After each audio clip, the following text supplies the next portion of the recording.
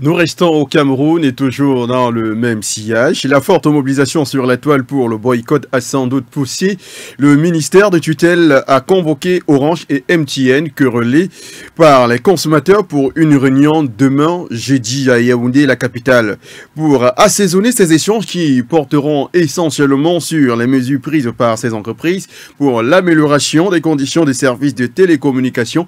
Moussa Ndioya propose à la ministre Minette Liban Liliquin quelques questions à poser à ses interlocuteurs, notamment Orange et MTN, sans pour autant oublier l'Agence des régulations des télécommunications. Suivons ce reportage. L'ordre du jour portera essentiellement sur les mesures prises pour amélioration de la qualité des services des communications électroniques.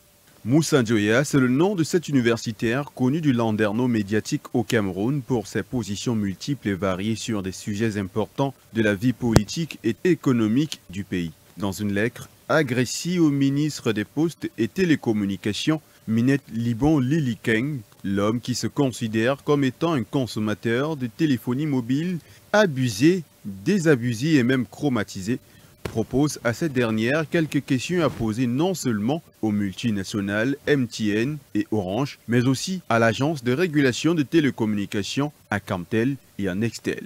C'est dans un chapelet de revendications portées à l'endroit de la patronne des télécommunications, dont le peuple camerounais n'avait pas entendu depuis quelque temps sur un sujet lié à son domaine d'action gouvernementale. Moussa Ndioya, le consommateur, qui depuis 3 jours et dans le mot d'avion aux heures prescrites, invite Dame Liban à demander pourquoi ont-ils décidé de remplacer la tarification temporaire de 1000 francs CFA équivoque à un jour de connexion par une tarification hyper floue par Optec de 1000 francs CFA pour 1 giga Optec.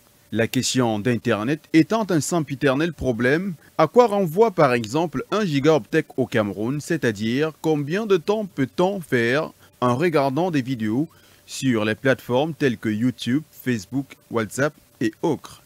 Bien plus, comment peut-on utiliser 2 gigaoctets en moins d'1 heure de temps? Cette question est d'autant plus importante que quand certains voyagent, ils ont l'impression que 1 gigaoctet en Occident et même dans beaucoup de pays africains à l'instar du Nigeria n'a rien à voir avec le vent qui se vend au Cameroun. Par ailleurs, pour ce qui est des appels, pourquoi continuer à estimer les crédits de communication en termes d'argent alors que la loi Internet l'interdit formellement? Dans le même sillage, il demande à Madame la ministre comment peut-on utiliser 43 000 francs CFA de crédit d'appel en passant un appel de 20 minutes seulement et sur le même réseau. Il faut donc dans ce sens une réponse à la question que coûte effectivement une minute d'appel au Cameroun. Les interrogations également s'inscrivant dans le cadre du service Mobile Money sont d'autant plus prégnantes qu'elles frisent la sidération. Au-delà des coûts exorbitants, tant à l'envoi qu'au retrait, comparativement aux pays de l'Afrique de l'Ouest, il y a un permanent et épineux problème.